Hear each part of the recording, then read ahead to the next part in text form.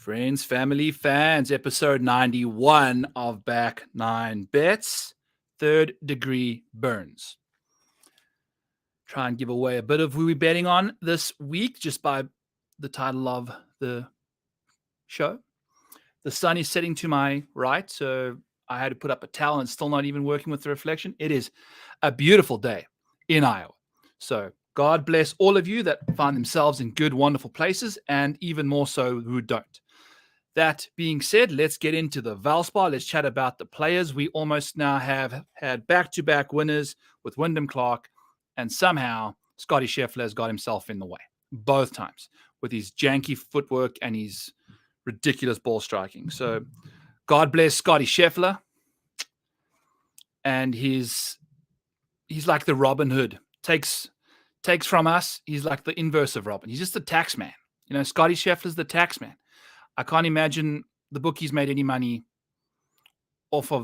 did not make any money. I guess golf Twitter just kind of refuses to bet guys at 5-1, but guess congrats to the uncles and grandpas and things like that. We hit a 5.5-1 Scotty Scheffler from the couch. So that's the situation we find ourselves in. We made money on the week regardless. Hit our Matupa Vaughn matchup. He missed the cut, shot +3. Don't worry. Nikolai Højgaard shot +5. That's the best thing about matchups is you can cash those things even if your guy plays badly. It's one of the best bets out there. No matchups as of right now, unfortunately. Let's take a look at what else we got. We were so close, man. So freaking close, man. It's gonna be whatever happens this week. That's a very interesting name there, brother. I appreciate you showing up in the chat. I think that's the first time I've seen that one. So we were close. But we'll get there. I think, we're on the right path now. I think we got 4 second-place finishes in the first 12 events or something stupid like that. So we're going to figure it out. We have our win for Jake Knapp, so that was good. But, man, we've been close. I was figuring, what's up, Alex? Sorry, man. It's a very interesting handle you have there. So it caught me way off guard. Anyway, so we did nicely. We had the 2 top 5s from Wyndham Clark and Brian Harmon help us out. We had, some top 20s cash for our placement bets. Shane Lowry absolutely came rolling through with a backdoor top 20 like crazy. We also had another top 20 as well from somebody. I can't quite remember exactly who. Max Homer sucked. Matt Fitzpatrick sucked.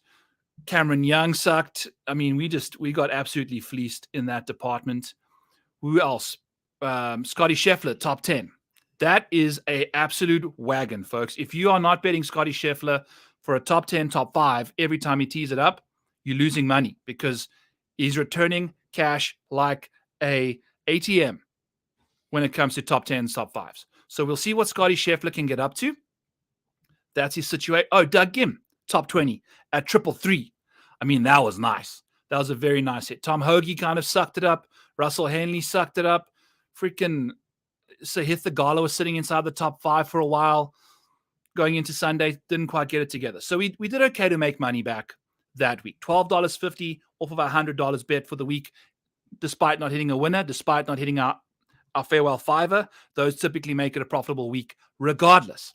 So that is fun. As always, the show is brought to you by rotoballer.com. If you are watching the show for the first time, use code MANIAC for 10% off over there for anything premium. My model I'm going to show you on the screen here shortly is available to you as a premium subscriber to Rotoballer. I have a showdown model as well that I use for in-tournament round-by-round showdown stuff that's available to the premium subs. We've got a Discord rocking and rolling that's being revamped. We've got all of Spencer's articles, all the premium stuff over there. We've got our showdown optimizer. We've got a research station. We've got it all for you over at rotoballer.com. Sign up today using code MANIAC. Get yourself 10% off. Let's freaking party, folks. Let's freaking party. All right. Okay. All right. So we're going to do our first bet, and I haven't even got this typed in yet. Winning score over 268.5 is coming up right now. That is plus 100 over at FanDuel right now. If you take a look, Where the hell did I type this all up? I have a tweet about it here shortly. Let me pull that up real quick. And I'm gonna read off some stuff for you guys because this doesn't make any sense. I'm actually just gonna put it up right now and tell you exactly what's happened. So 2017, the winning score was 270. So remember, we need to get over 268 and a half at plus 100. That's the situation. So 4 of the last 6 years have been 270, 274, 274, 276. And then when Sam Burns won it in 2021, 2022, it was 267. So barely under 268 and a half. All of those days had, I think 7 out of the 8 were 10 miles per hour wind or less. If you take a look at what the wind is getting up to this week, we're in for some fun. So here is the wind, and it's carnage on Friday and it's carnage on Sunday, particularly Friday. I mean, we've got gusts in the 35 mile per hour situation there.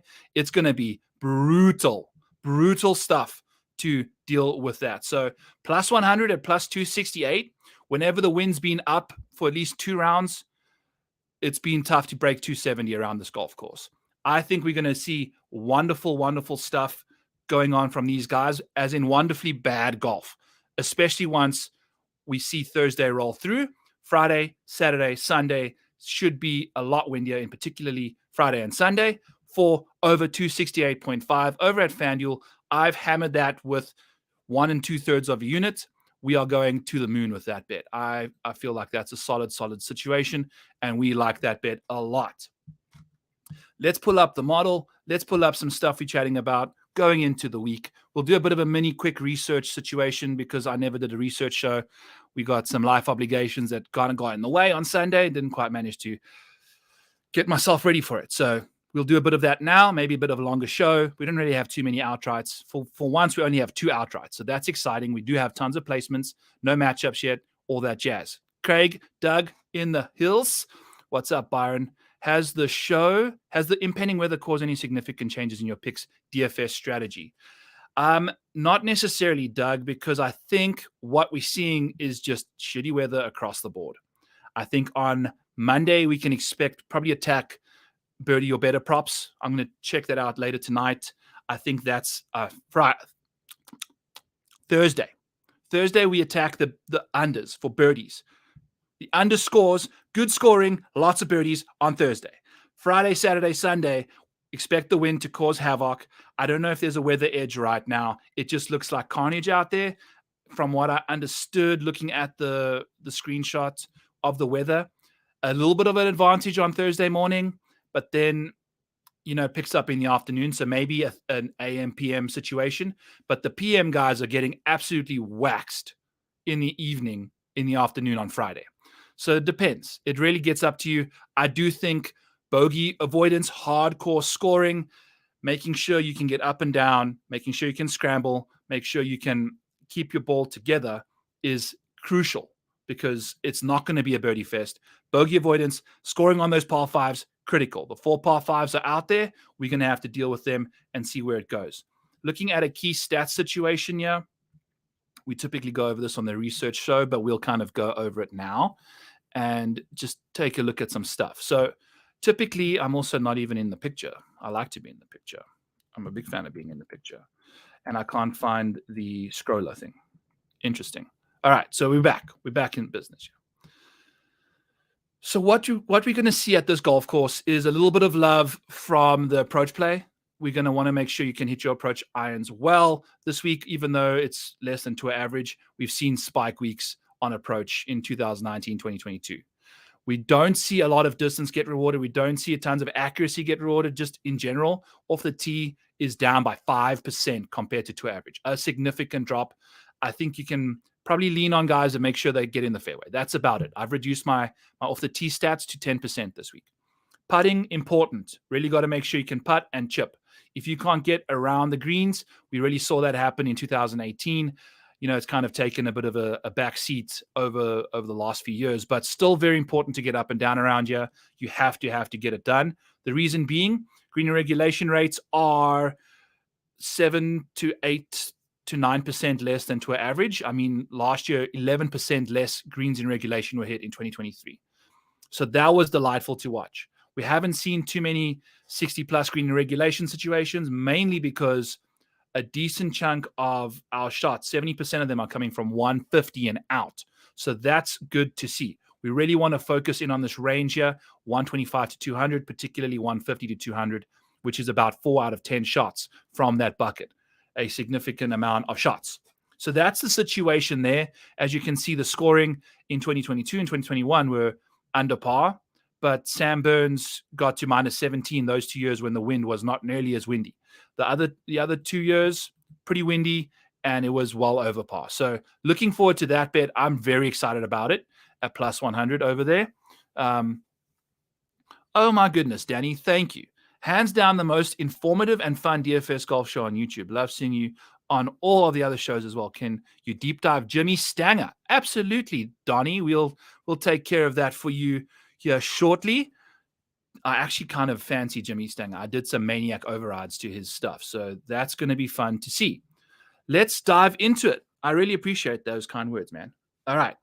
So as you can see, what you are seeing on your screen via the model is exactly what you will see if you grab that in the PGA Stat Buffet, if you are a premium Discord member, if you're a premium Rotoballer sub. So use code MANIAC for 10% off if you want to get your hands on literally the exact thing I'm using on my screen right now. First off, and hitting the ground running, we are going to go with Xander Schauffele to finish inside the top 10, at minus 105. He has been doing these two bets, top 10s, top 20s, over the last 12 months, incredibly well. He's really, really kind of shown up to the party in regards to those bets. I think he's a great, great option when it comes to top 10ing because he's done that in about 50% of his starts in the last 18 events over the last 12 months. We get a Xander Schauffele that's finished inside the top 10 50% of the time. When you take a look at minus 105, that implies odds of 51%. So we're kind of getting a bit of a reduction in an edge there from a raw perspective. But remember, Xander's been playing in all these big boy events, all of these tournaments that have really good golfers in, and he's been finishing inside the top 10 in half of them. When he plays in weaker field events, he tends to play much better too. I mean, 3rd at the Amex, 9th at the Farmers, 4th at the Genesis, 2nd at the Players, and outside of that, we had a 25th at the API as well. So he can make it happen. He finished inside the top 10 religiously. I think, he's going to tear this golf course apart the way he's playing right now. His form is the best in the field. He's obviously just playing phenomenal, phenomenal golf. Let's unhide one or two things here because we want to find, oh boy, now we're going to do everything. The joys of the ADD lifestyle we live. All right. Back in business, yeah. Back in business. Let's hide this and let's hide this. We're hiding stuff like crazy, yeah. All right. Major off the tee. Don't need that this week. So Xander, just from a weighted perspective, he doesn't hit bad shots. He's the number one in the field at avoiding those, and he gains the most strokes in the field from a weighted perspective. So pretty much the most important buckets that you're going to find on this course that you're going to see the most approach shots come from, Xander does the best in strokes gained from those ranges. Check yeah. Strokes gained from 150 to 200, number one. Push shot avoidance from 200 and out, number 3 in the field. So that makes tons of sense. The further away Xander gets from a wedge fest, we're going to kind of like him a lot more. And that is the case this week. We'll take a peek. What's up, Spaz? We'll take a peek here at Aaron Rye's most profitable placement bet, which I actually might even have one of those going into the week. So that's Xander Schauffele, minus 105. The guy's been top 10ing like crazy. He had a 12th place finish here in 2022. So let's go. A coin flip situation, and we really like his form. T10 has been his most profitable market. Has been a profitable golfer to bet across the board, despite having to win twice in order to find himself profitable in the winning market over there. Let's dive into the next guy on the upside model, who's Brian Harman. He is going to be our first outright at 35 to 1 And we are going to also be betting a top 5 on Brian Harman at plus 425. Not the biggest fan of that 425 number. It gives us an implied probability of 19% when he's finishing inside the top 5 at a 19% clip. Unfortunately, some of the odds have drifted on that bet. It does pay ties in full, which is good to see. Harman has obviously won the Open Championship, so he's returned you your money there. He's been phenomenal across basically all 3 markets, top 5, top 10, top 20, particularly the top 20 market. He's finishing inside the top 20 at a 43% clip, which is very nice to see. When he's inside the top 40, he's inside the top 20 82% of the time. So there's a lot to like from Harman. And what we really, really like about Brian is the fact that he's very accurate off the tee. He can dial it in. And what we've seen from him over the last little while is the iron play has come hot and heavy. I think in the last 18 rounds of golf, in the last 2 tournaments, 8 rounds of golf, Brian Harman has gained 16 strokes on approach. 16 strokes on approach from Brian Harman. And to me, when you've got that kind of iron play showing up out of nowhere, we really got to ride that hot hand. If you take a look at what Harman's been up to, he finished 5th year 2 starts ago, had a few miscuts either side of that. And then we've got the 12th and the 2nd. Really, once the iron play started dialing it in, the rest of his game is really on autopilot and on the back burner, just waiting for something else to ignite. And the irons have, and Brian Harman is on the card. For a top 5 plus 425 to win this goddamn tournament at 35-1. Another reason to get into the Rotoballer Discord is because I post all my outright plays in there as I make them, so that while that Harman 35-1 was up on Monday morning for 45 minutes before it got smashed to 25, you can go and bet that 35-1. Now it's 25-1.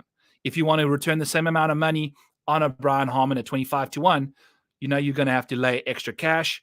In my opinion, even if if we lose the whole year, you're still saving money by being in the Discord following. Hopefully that's not the case, but basically that's the reason why. Is the Rotoballer product is so affordable. Just jump in there with us, have a blast, and then you can get the best odds at the same time. So you're getting all this information, you're getting the best odds before they move, and pretty much saving yourself nothing because you're subbing to Rotoballer, but you're also not losing out on odds drifting if you are into that kind of thing. So that's why we're getting into Brian Harman, 35-1. We are now 22-1 out there. So that's the crazy situation. That's always good to see the market move in that direction. Let's freaking party, bro. I mean, the second place last week, he was a putt away from being in the playoff with Scotty. We had 2 guys finish second last week. One had a lip out. Sahith Theegala couldn't quite take care of business for us. We'll see what happens. Tough times, but such is life, such is the world we live in. Next up on the slate, we'll dive into Sanjay shortly, my friend. I think he's 8th on the model, so we'll get to him first, and then Aaron Rai. You know what? I'll just give you a quick Aaron Rai situation because I don't know where he is on this situation here. Aaron Rai, look for it. There we go. So his safety is nice. His upside not so nice. His most profitable market is a top 5 spaz, but to me, it's the top 40s. That's where it's at for him. Unfortunately, I don't have the data for top 40s, but if you take a look at his top 20 rate, it's only 24%, where his top 40 rate is 48%. So he's doing that about 50% of the time, which is fine. Considering we're going to get a minus 125 this week for a top 40 on him, that's where I'd lean. Top 20s are kind of 1 in every 4, whereas a top 40, he's doing 1 every other, which to me is the way to go about it. The upside is abysmal. 5% of that's basically 1 finish inside the top 5 over the last 21 starts. So that the upside is lacking from a big time situation there. Yeah, if you just take a look at Aaron Rai, he finishes in that 30 to 40 range. I mean, take a look here. Just this year, since the Farmers, 33rd. Then he missed the cut at the Phoenix. 19th at Mexico, 35th at the Players. Boom. Those are the 3 times he's made the cut. He's finished inside the top 40. When he hasn't, he hasn't, So I think this course suits him very nicely. I think I think we really, really like Aaron Rye at minus 125 for a top 40. I can't believe I might have even just done this without even, I don't have it in here. So let's just add it. Let's just add it right now, Spaz. T40 minus 125, ties paid in full. Aaron Rye. Let's go. This is the situation we're living in here. I think I love the course fit for him. I love the fact that it's a top 40 bet. Hasn't played here before. His accuracy off the tee, he's a very good long iron player. By God, look at his long iron play, especially out the rough. If it's difficult to hit the fairways here, he's going to have a massive leg up on everyone. The strokes gain out the rough from 150 and out, he leads the field. So he's exceptionally good from that range. Not the best inside of 150. That's not a problem this week. If you take a look at his poor shot avoidance from 150 to 200 from the fairway, second in the field. So there's just so much to like about his approach play. Very solid when it comes to accuracy. Very good on these shorter courses, less than 7,200 yards. Boom, chaka laka, Aaron Rye, T40 minus 125 over at Bet 365. Darbo, what's cooking, my brother? We just missed out on the Brian Harmon outright conversation. We added Aaron Rye to the betting placement market at minus 125 because Spaz had an inkling about that. So we are rocking and rolling there. I don't know if I like him for top 20s at all, but we don't mind him whatsoever for a top 40. Scooting on down, we are going to ignore Tony Finau, who, by the way, one of the least profitable golfers in the field. If you've bet him to win your $100 in the top 5, the top 10, the top 20, and the win market, Tony Finau would have lost you. So in order to win $100 in each one of those markets, so to win $400 total if he wins, if, top 5, you don't win the 100 back for the winner. But Tony Finau has lost you a casual $1,909. That's ridiculously bad. It is ridiculously bad. So he's not performing to what the odds suggest. He's plus 120 for a top 20, which is a 45% implied probability. He's only doing that 26% of the time. So it's just not good from him, despite having good course history here. The top 5s are lacking from Tony. Yikes, yikes, yikes. Spaz showing an emoji that's just a square. So yeah, maybe that is what Tony is, just square. So we'll leave him alone. Justin Thomas is the last 12 months, obviously not going to be indicative of what he's doing right now, but we kind of just going to leave him alone as well. Jordan Spieth, we've typically flirted with top 5s and top 10s for him because that's the market to go to him at. I mean, the guy's top 5ing in like 1 in every 3 of his 10 starts, 29% of the time. And then his top 10 rate is 41%. So 4 out of every 10 starts, he's inside the top 10. We bet him top 10 last week, and he let us down. It's a headstone? Yeah, Tony is headstone. Heads Tony. Let's scoot on down to our guy, Nick freaking Taylor. He's 7th in the upside model, 10th in the safety side of things. The guy's won twice in the last little while. That's going to show wonderful results for you. And he's a top 20 beast. Top 20ing about 4 out of every 10 starts at 38% clip there.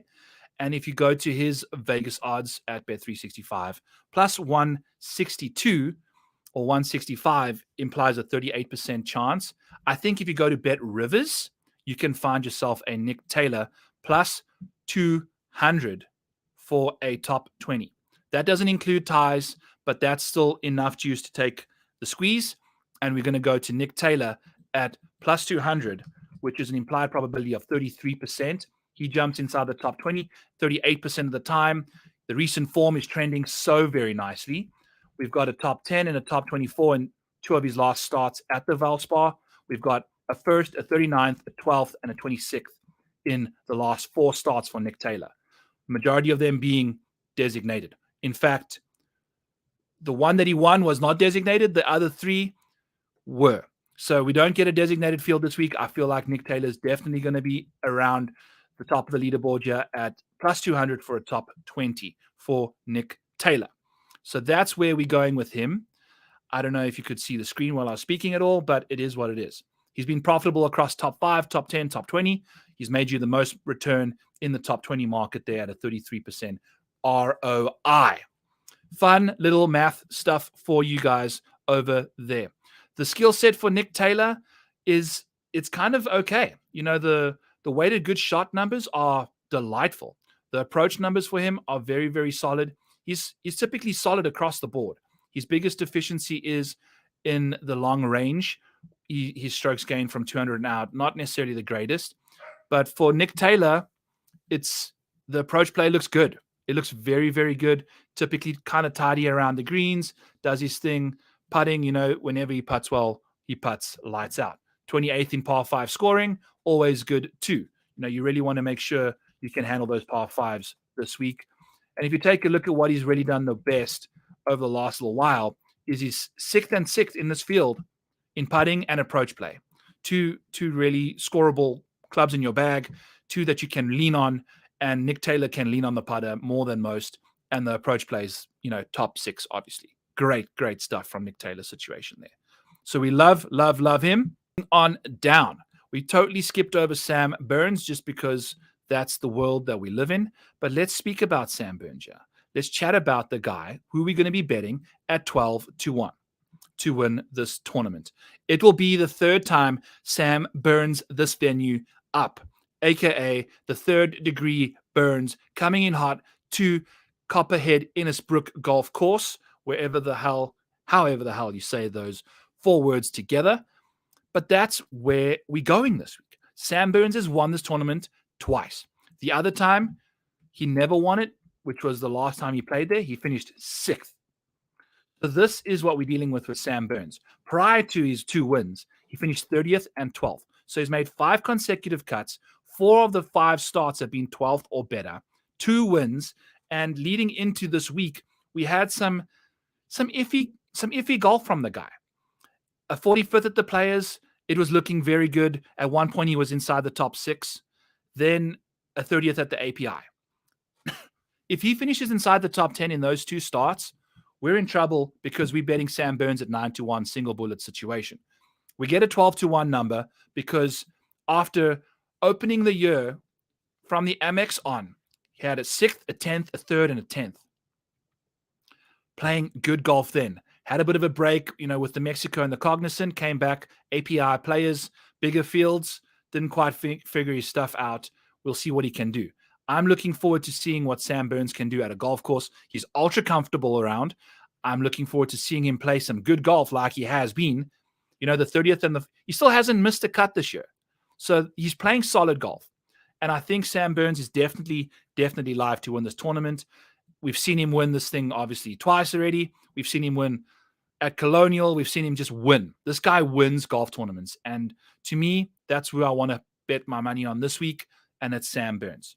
He hasn't won in a long little while over the last 12 months, but that's okay. We're going to get it together with Sam, figure it out. We're also going to bet Sam at -130 for a top 20, which is at Better Golf Odds, and I believe they also pay ties out in full. I think -138 or -140 is at Bet365, which also pays ties in full. Burns won it when it was windy at Colonial, but I think he got ahead of everyone before the wind kind of got out of control. Now, the one thing about that +100 bet for over 268 is Sam Burns getting to -17 makes me wonder. Did I jump too quickly onto Sam Burns this week, knowing now it's going to be windy as heck? I don't know if I like Sam Burns to scramble in the wind, but he's also played great golf around this golf course. So who the hell knows? I probably prefer Brian Harman more in that situation. But such is life. Maybe the wind dies down, maybe it doesn't. Who the heck knows? But Sam Burns is on the card for a top 20 at -130 and for a win at 12-1. Sam has finished inside the top 20 55% of the time. So he's doing it great. And obviously he's done it 4 out of the last 5 times he's played here. So that's what we like about Sam Burns. We're going to dive into the next guy, folks. It's going to be who asked about Sungjae. Here he is, yeah. Let's chat about Sungjae. He's back, Doug. Sungjae's back to a degree. I wouldn't say he's all the way back, but he's definitely playing better golf again. There was a period in time. Let's actually put it up here real quick and see what's the situation, because it wasn't looking good for Sungjae. And you can literally see when it figured itself out was at the API. he kind of got his stuff all worked out. Like, this is the Sungjae we're looking for. Entering the Century, entering the American Express, things were going well. The iron play was solid. The driver was looking good. Then we lost the irons. Right after the American Express. Pretty much lost them there for a good 2-month span. Now we found the irons back at the API, back at the players. To me, gaining in those two instances, very important. And look at the stuff off the tee there. Phenomenal driving ability. This is the shit that we see Sungjae do when he plays good golf, is ball strike the crap out of a golf ball. Between those two, that's pretty solid. So we're starting to find him moving in the right direction. If we take a look at what he's been up to at this golf course, Sungjae, in my opinion, I think he's had success in the past, a 4th and a 29th. Let's go. I'm not going to bet him, but Sungjae's not back to, as you can see here, I think he's like the third least profitable guy of them all, behind Cam Young and Tony, to bet in any market. So we're going to leave him alone until further notice, but I will definitely be playing Sungjae in DFS, especially if his ownership is low at $9,400. We can expect him to do good things here. The par 5 scoring has typically been, he's the best in the field in that department, avoids bogey so well. The driving ability with the accuracy is amazing. There's a lot to like about him. I don't think I was ever going to bet Sungjae to win a tournament when he was playing good golf, even, because he just doesn't do it enough. Now people are like in the mood to kind of get back on Sungjae since he's back to playing good golf. He's not necessarily doing it amazing. So DFS at $9,400 is even a consideration. Pending ownership, we'll see. The strokes gained from 150 to 200 have been very bad. This like middle iron range here typically been his biggest issue over the last 12 months. So that's not good to see. But the course history, the comp courses, all of that stuff checks out really nicely for him. The driving ability off shorter courses, amazing. Hits still a decent amount of good shots considering we've got some really, really bad, fairway play over here. He's pretty darn good out the rough from 150 and out. So that's the situation with Sungjae. Hope that satisfies your appetite for him. Let's dive into our next dude. His name is Eric Cole, and we're going to be betting this guy top 40 at -120. I know people are freaking out about Eric Cole. That's okay. He's in a bit of a hole, but Eric Cole is going to dig himself out just fine. If you take a look at just the iron play in general, from a weighted perspective, he's a bit better from the 150 to 200 range than, the wedges, slightly. Hits a lot more good shots from this range too, compared to the rest of the field. He's phenomenal on the iron side.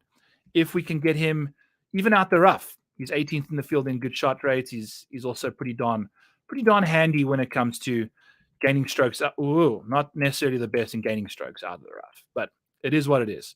We'll see what he can do. He's finished inside the top 40, a decent clip. I mean, he's doing it 74% of the time, Eric Cole. So 74%, and we're going to get -120, which is a 55% implied probability. So we're getting basically a 20% boost there, or an edge, a raw edge, based off what he typically does versus what they're expecting him to do. And if you take a look at courses like this, Eric Cole kind of grades out well on these shorter tracks. These bigger courses don't necessarily suit him that well. Finished 14th at Pebble, 10th at the Genesis, which is a longer course, 21st at the API. Surprisingly, has missed 2 cuts at the Cognizant and the Players. So maybe he doesn't like those courses as much as we can come to terms with. But give me Eric Cole, -120 for a top 40. I'm expecting a bit of a bounce back from him.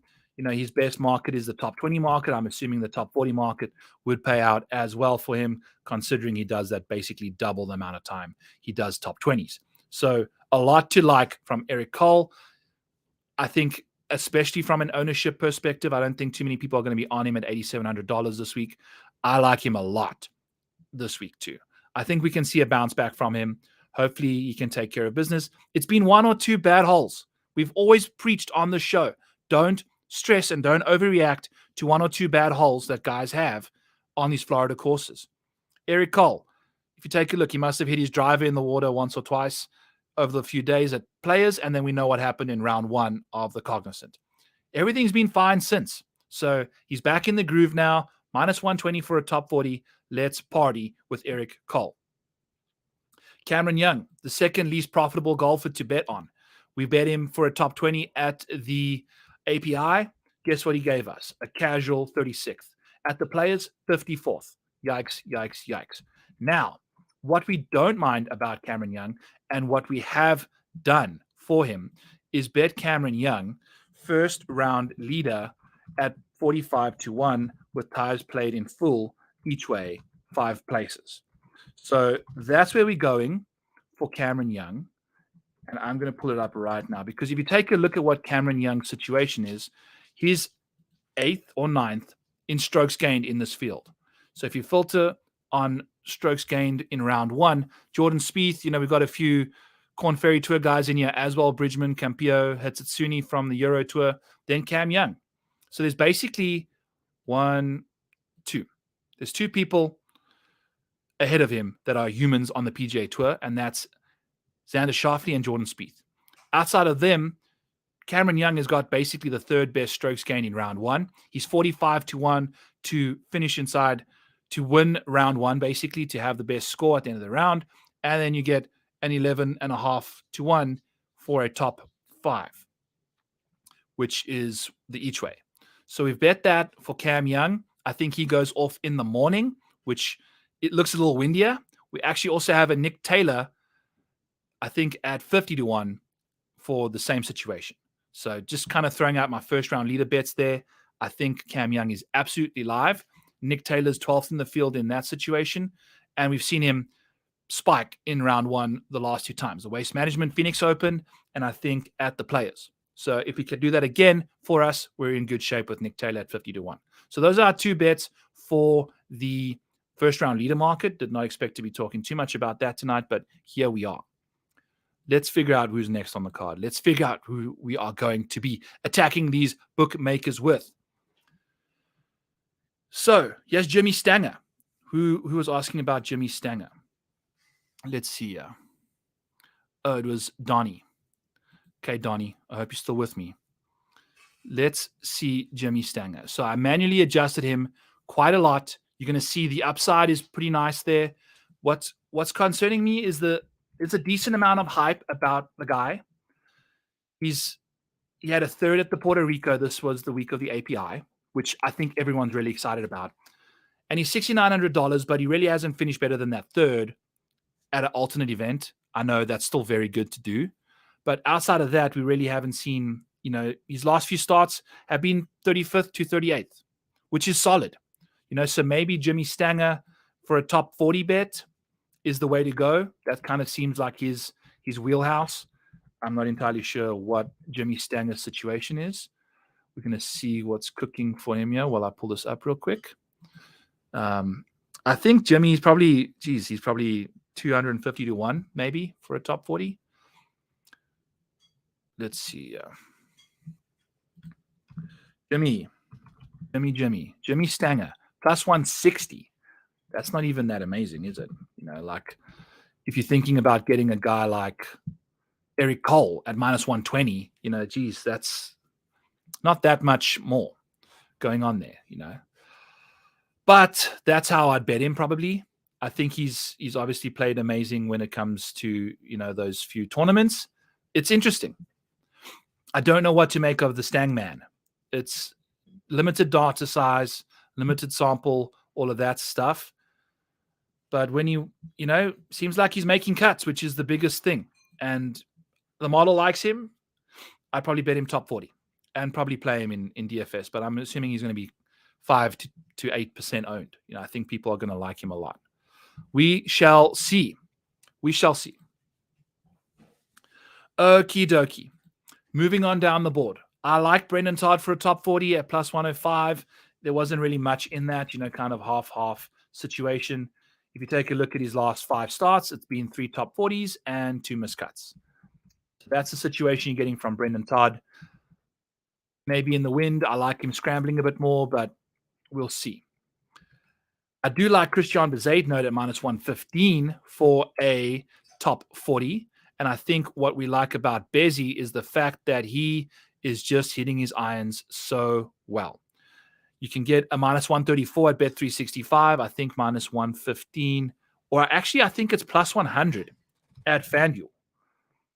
It's a really nice bet. So you're getting 35 extra points there from CBEZ. If you take a look at what Bezzy gets up to, 43% of the time, he's inside the top 40. The upside is lacking for him. You like to see it half or be double what the top 40 is for a top 20. So, for instance, you need like 22% top 20 rate for Bezzy. He's only 17. Then his top 10 rate is roughly half of the top 20, which isn't that great. And then his top 5 is half of that situation. So it's interesting to see how these guys get scared of certain parts of the leaderboard. Bezzy, in particular, scared of, the top 20 to say that, but he loves hanging around the top 40. Does that 43% of the time. So we'll bet him at plus 100 over at FanDuel for a plus 100 top 40, or bet 365 at minus 134. Remember, I said your rule of thumb for no ties paid in full to take better odds. You take the ties that are liable to dead heat reduction, and then you just times the first two numbers by 3. So 10, plus 100, 10 times 3 is 30. If you take that away from plus 100, you're getting to minus 130. So to me, that makes sense to go to that number. You're getting, like a 4% mini rule of thumb over there, a 4-point rule of thumb. If it was minus 125 to pay ties in full, we'd probably go to minus 125. But plus 100 seemed like a number we liked a lot, and Bezzy tends to do it quite sufficiently. If you take a look at what he's been up to, its top 40s are bounds. We've got a second, a miscut, a 20th, a 28th, a 24th, another miscut, 44th, and 13th. So he's hardly inside the top 10, hardly ever inside the top 20, to be honest, and then just solid. So that's what we like about Bezzy at this golf course in particular. Had a 62nd year in 2022. Blah, blah, blah.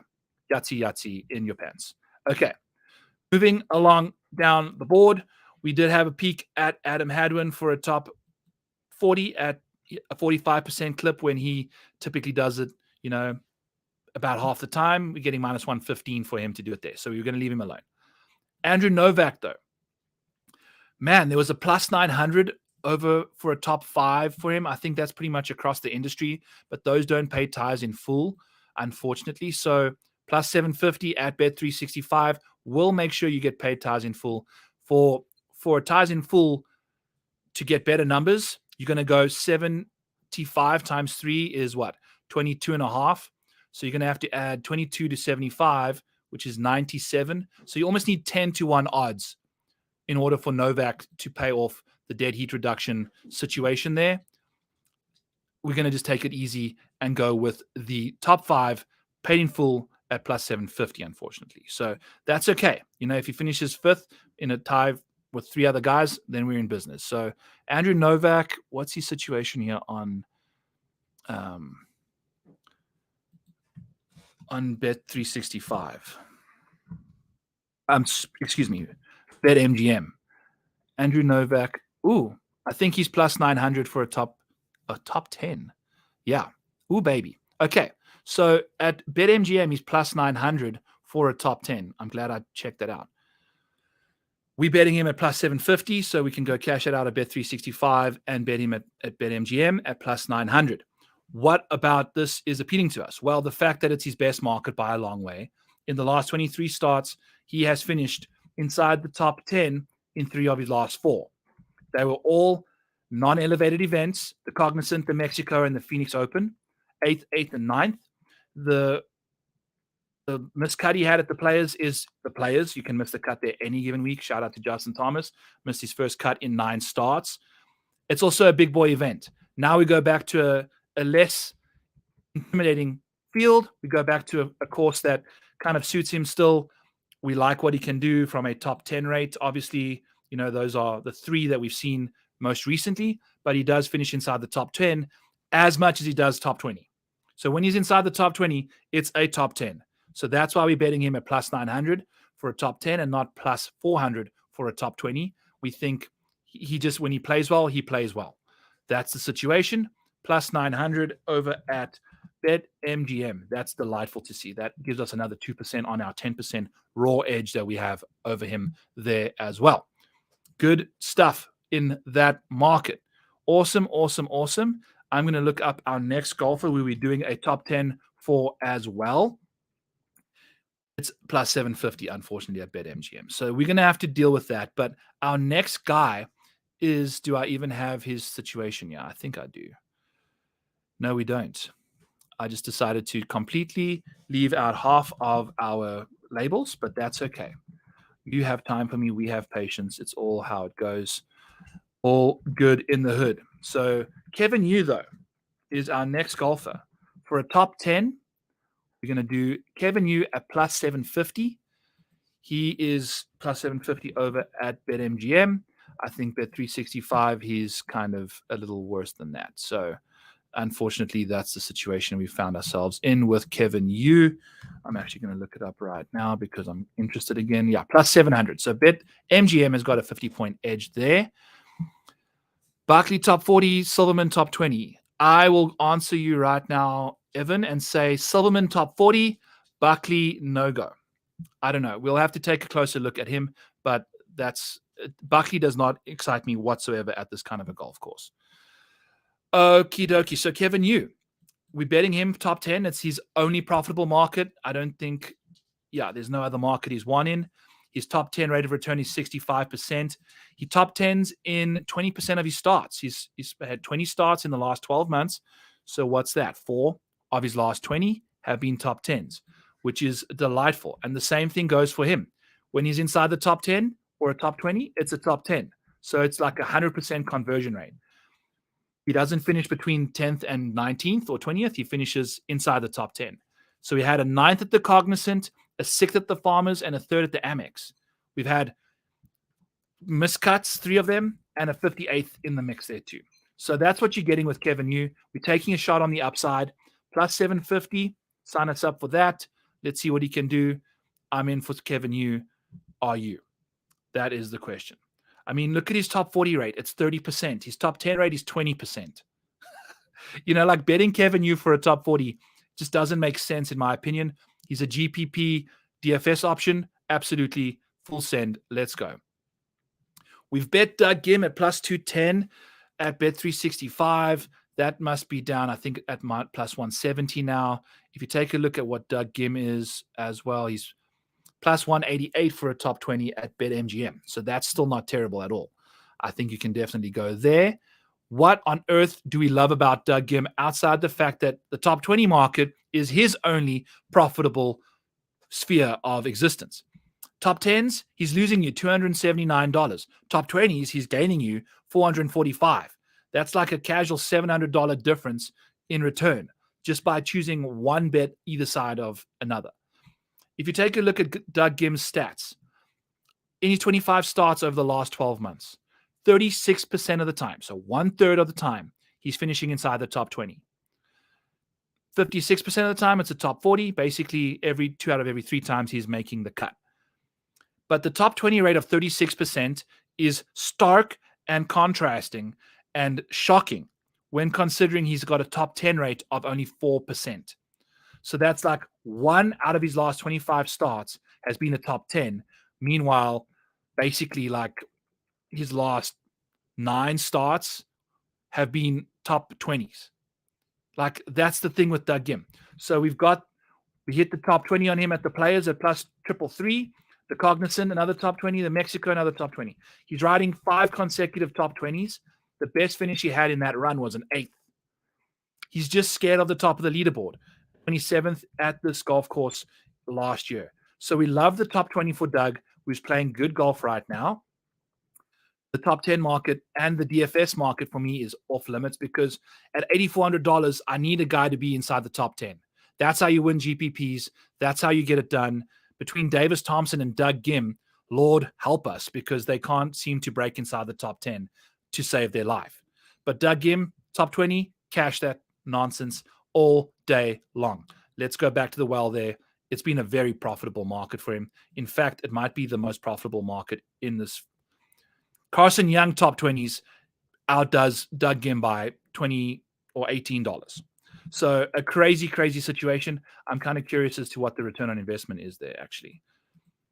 The return on investment for Carson Young is 97%, where Doug Gim is 52%. So Carson Young making you more money off less investment is still the way to go.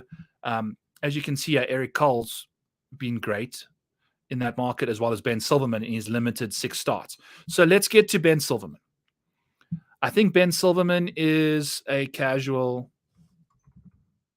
I think I bet him plus. Did I bet him or Nick Taylor? I think I bet him. I'm all over the place again. With how cheap the top in DFS and the 5K range, give him at 84 to be treated like he's $7,800. Cheap enough to play. Sure, Darbo. Didn't take much for you to start yapping off behind the keyboard there, you warrior. I'll see you on your show shortly. But you play him, dude. If you want to play a Doug Gim at $7,800 who's got a 1 in 25 chance of finishing inside the top 10, go ahead. And know when it's a top 10, it's only an 8th place finish. So that's what you're getting from Doug Gim. If you can validate that and justify it at $7,800 or $8,400, whatever, go for it. I will not be joining you there. In fact, we can do a Doug. If you want to do like a Doug Gim top 15, I'll do a case of be a bet on you on that with him. If he finishes either side of the top 15, that's kind of, but also that's pushing my boundaries. We'll figure something out. Hard to determine who's a valid play when the field is this garbage. I agree. But Doug Gim, regardless of the field strength, doesn't finish inside the top 8. That's just a hard fact for you.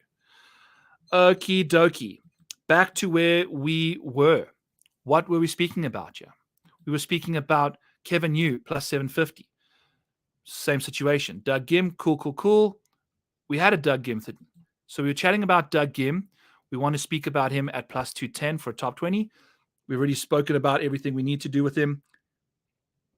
His irons have been amazing. His poor shot avoidance, amazing. 5th in the field. So not losing over half a stroke on a single approach shot. Only 4 other golfers in this field do it better than him. He's amazing there. He's accurate as all get up off the tee. Very good on gaining strokes on these shorter courses. Love this kind of setup for him too. A lot to like about the recent form and course fit. Obviously, just the upside is lacking for Doug Gim. There's not a single round by round metric here that he's inside the top 30 right now. So that's interesting to see, despite finishing inside the top 20 the last 5 times he's teed it up. So that's what's going on with Doug Gim. Full send at plus 210, plus 188, whatever you can get it at. Let's party with Doug Gim, and then go on to a bit more of a library book, a book reading situation, a book club with David Thompson. He's exactly the same as Doug Gim. In fact, it's worse, but it's like a worse version. Davis Thompson doesn't have a top 10, doesn't have a top 5 this year, this last 12 months, in the last 22 starts of his. Davis Thompson does not have a top 10. That's bad. And not having a top 10 means you don't have a top 5. So that's the situation there. But if you take a look at his top 40 rate, it's a 45% return. So basically finishing inside the top 40 in basically 10 or 10 of those 22 starts, which is great to see. What's he done in the last while? This year, we've got a 21st, a 15th, a 24th, and a 47th, along with 2 missed cuts since the Amex. That screams top 40 to me at a golf course with 4 par 5s that are going to be the be-all and end-all of scoring. We've got the second best par 5 scorer in the field behind whatchamacallit, Sungjae Im. I love Davis Thompson for a top 40. He does it, 45% of the time. At plus 150, it's telling us he does it 40% of the time. It's a little 5% raw edge there, along with a nice course fit. I don't think he's ever played here before. No. So we can expect him to dominate the par 5, despite it being a par 71. There's still 4 of them. Let's go to Davis Thompson for that bet. We already spoke about Aaron Rai, minus 125 for a top 40. Let's figure his stuff out. I don't know if I went to Adam Svensson or not. I don't think I did. Oh, and guess what? We did do a Ben Silverman at Bet Rivers, a plus 200. I think that was for a top 40, actually. because I don't know. That's a crazy number for a top 20. So let's chat about Ben Silverman, wherever the hell he is in our situation, yeah, and tell you why. So in the top 20 market, in his 6 starts, he's finished inside the top 20 in 3 of them. So that's good to see. I doubt I placed the top 20 at plus 200. Let me just double check this real quick. But I'm pretty sure it's a top 40 because if you take a look at what he's been up to, he's been making cuts. He's made 4 of his 10 cuts so far. I like that. I like the fact that he's consistent. I like the fact that I think he's an accuracy over distance kind of guy. That golf course sets up perfectly for him. In his limited sample size, he's got incredible proximity numbers from 150 to 200, which is good to see. I don't know what the hell is really going on with these numbers though, because it's such a small sample size. But that's where we're going with Ben Silverman, and I'm gonna pull up his bet right now. We haven't placed it yet, so that's good to see. What is Bet Rivers telling us from a standpoint for his top 40 number? We're going to go find that right now because you know what? Why the hell not? So top 40 for Ben Silverman is going to be plus 200. Okay, so glad that makes sense. Top 40 for Ben Silverman, plus 200 at Bet Rivers. Let's party. I'm a big fan of that number. You can get plus 170 at Bet 365. So I think that's actually where we place the bet. Thinking about it now. So 170 at Bet 365, get those tires paid in full. If you take a look at what Ben Silverman's been up to this year, in his 2 starts, he's missed a cut pretty much every single time. But since the Farmers, we've had a 56th, a 13th, and a 16th at the Mexico and the Cognizant. Ben missed a cut at the Players. That's a big boy event. I like where he's going. Maybe we go to Ben Silverman for a top 20 as well, like a tiny sprinkle, and just try win our money in that department. Where is Ben Silverman when you're looking at him here for top 20s? Plus 450. That's not the worst situation in the world. I've got him ranked 48th in the model. I think I adjusted him a bit. Over the last 24 rounds or the last couple rounds in 2024, he's 34th in the field in strokes gained total. I don't know. I think a top 40 is probably the way to go for Ben Silverman there. That's where I'm going to be betting him. And plus 200 is still very, very solid. Donnie asking another question. Yeah, Donnie, I'm going to start charging you. I'm just kidding. Do you do a DFS style show as well? If not, please consider it. I do like a little bit of both because I do DFS on BetSperts Golf tomorrow. So go check out their show. I'll be kind of breaking down all my DFS stuff on that show. And then I have my guests over for a little bit of DFS betting tomorrow night too. So there's like bits and pieces that you can do, but I could probably do some DFS as well. Maybe since you asked so nicely, maybe I'll jump into a few options that I'm in the mood for this week. Me and Spencer also speak about our favorite DFS plays on Monday night on the Rotoballer PGA show, Donnie. So if you're in the mood to go and check that out, we do that every Monday night at 9:30 Eastern. And we've got lots of DFS plays in there. So between either side of those, I've got a lot of DFS stuff going on already. Kind of mention a few guys as we go along here. Write up a value plays article, kind of, do all that stuff. Have the expert roundtable at Rotoballer for DFS. So there's lots of DFS information you can get your hands on. Just I don't typically do it on the show because there's so many DFS shows out there.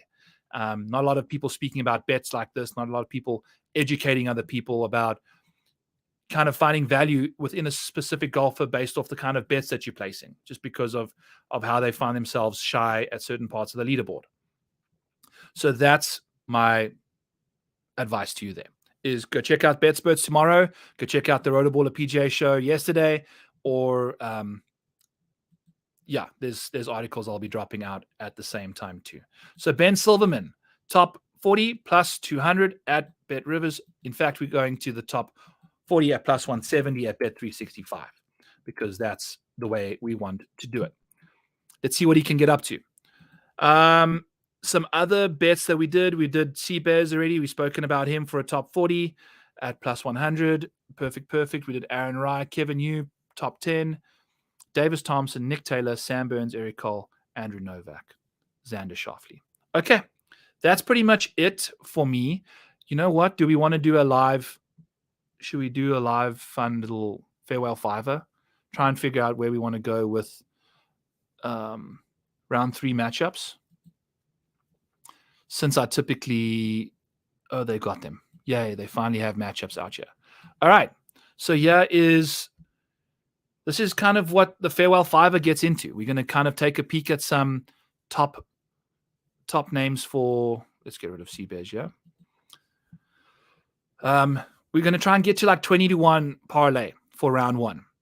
And just right off the top of the bat here, Bezzy over Sam Stevens and Luke Donald screams like I want to play that at plus 100. So we'll put that in the pipeline for now.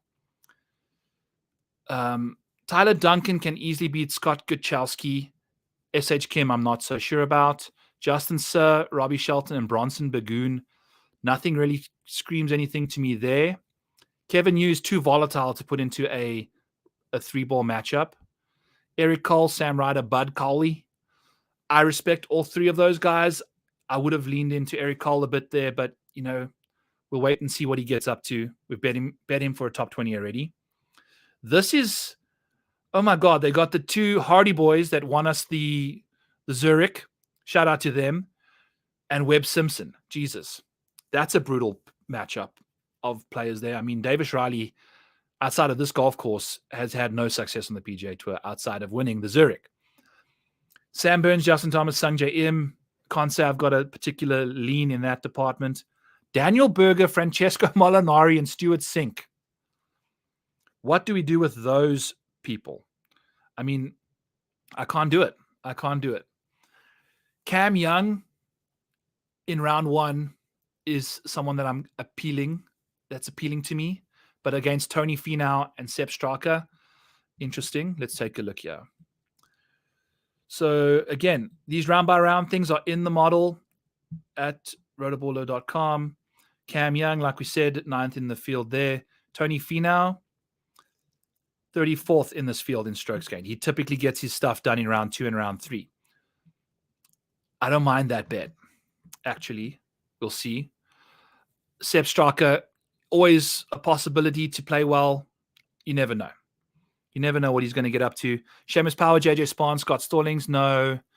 Adam Schenk, Brendan Todd, Gary Woodland. Interesting. Brendan Todd seems appealing to me in this Adam Schenk situation. Brendan Todd, 32nd in strokes gained in round 1.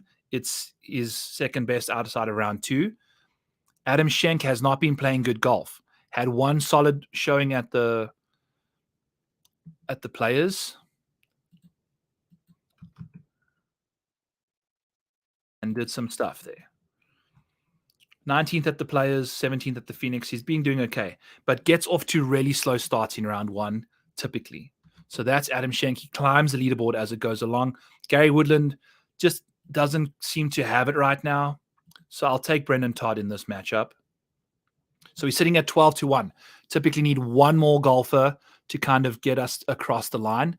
I actually saw a comment about Mackenzie Hughes in here. Mackenzie Hughes be worth a T20 or a higher bet in DFS. I like Mackenzie Hughes in DFS, Doug, because he is usually low owned. And I think at this golf course in this wind, he's scrappy. He's a scrappy son of a gun. He's got basically 3 top 31s in his last 4 starts, which is solid. And guess what? All the stuff he played well at was the Genesis, scrambling, API, scrambling, the Players it is what it is. So we've got a 13th finish here from him as well. I don't mind it at $6,700 DFS for sure. I don't know if I'd bet him. You know, there's nothing really bettable about him. I guess the top 40, no, there's no edge. It's just DFS or nothing for me, for Mackenzie Hughes. Yeah. 1/3 of the time he's finishing top 40, no dice. We were speaking about Gary Woodland, blah, blah, blah, Brendan Todd. Oh, Mackenzie Hughes, Nico Echeverria, and Cameron Champ. No. Patrick Rogers versus Adam Svensson, Camilo Villegas. Neither Camilo or Adam playing good golf. Patrick Rogers typically does his best work, I think, in round 1. That might not be a terrible option. Let's take a look here. We are all the way down the board. Wow. Where is Patrick Rogers? Patrick Rogers. Patrick Rogers is 46th in round 1 strokes gained. It's round 2 that's typically his bugaboo. Who is he up against right now? Adam Svensson. I don't know. I like Svensson at this golf course as a nice fit. Keith Mitchell and Davis Thompson, basically the same person. As the week unfolds, they get worse. I mean, we can find them both at the top of the board here from a... Here we go. Take a look at this. So Keith Mitchell, Davis Thompson. Round 1, 24th and 29th in the field. It does not get better than that. Their next best singular round is Davis Thompson in round 2, where he gains the 48th most total strokes. Keith Mitchell immediately jumps to 57th. So round 1 for both of these guys is their round. I'm not going to peg them against each other in that situation, although I like Keith Mitchell a lot. Maybe I'll play them both in DFS. Round 1 showdown. Maddie Schmidt, Alex Smalley not really speaking to me there. Aaron Rye is a round 1 beast against Ryan Fox, not necessarily playing the greatest golf. Neither is Thomas Dietrich. We'll see. I'll put him in. Maybe we pull him out. But now we're sitting at 30-1. So that's a massive, massive number. So if we bet that for $5 for the Farewell Fiver, we get $152 return. Joel Damon seems to speak to me in round 1, seems to have found his game a bit. Doug Gim, Minwoo Lee, Peter Malnati. Minwoo Lee is just a complete abstract enigma to me. Xander and Brian Harmon don't want to deal with either of those. Lee Hodges, Chad Ramey, Ryan Brem. So that would be Ramey versus Lee Hodges, basically. What does Lee Hodges get up to in round 1? Because I know Ramey can get his stuff together. Lee Hodges in round 1, 120th. Yikes. So he kind of bounces back after that. Interesting. Okay, and Ramey. Ramey Solar T. Also, if Ryan Brem wins this matchup, we're going to cry. You know, Ramey's not the worst. I kind of like him on these kind of courses. We've seen Ramey also miscut, but played nicely in the last 2 starts before that. But Lee Hodges, no, just don't have a good feeling about that. Let's see. Jordan Spieth over Nick Taylor, Keegan Bradley, no. Akshay over Billy and Bryce Cornett, no.